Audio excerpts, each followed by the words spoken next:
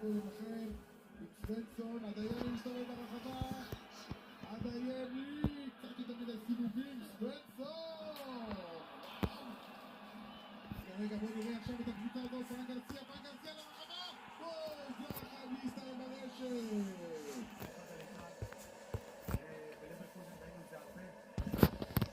פרן גרסיה, יש כדור לרחבה,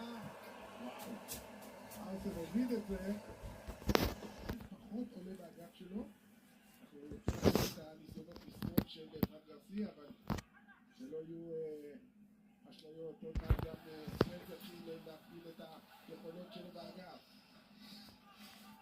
שוב פרן גרסיה. עדה גולר. כדור נהדר! זה שער ושים לב מתאבד! גונסלו גרסיה! 10 דקות מהפתיחה, הילד לא עוצר, הילד עם שער רביעי בטורניר, גונסלו גרסיה.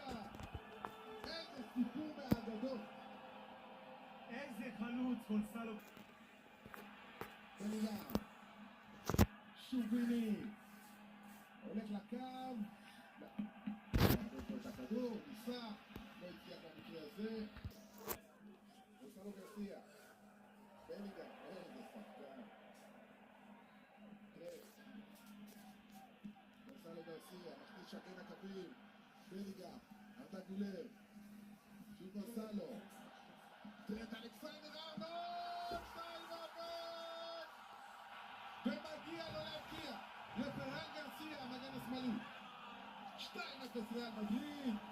איזה כדור של טרנט אלכסנדר. זה קונצרט של כדורגל. תסתכל מהתחלת התנועות. היו פה איזה 20 מסירות. משאיר את הכדור לסבנסון. עד הימי.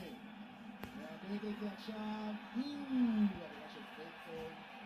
4 דקות במדי נבחרת גרמניה. עכשיו ריאל מדריד. ולוורדה. לויני, האם היה שם נבדק? יכול להיות שכן, הכוון לא נבדגל. גונסלו גרסיה. עוד נמחק, עד ויני. שוב ויניסיוס. שוער ימין.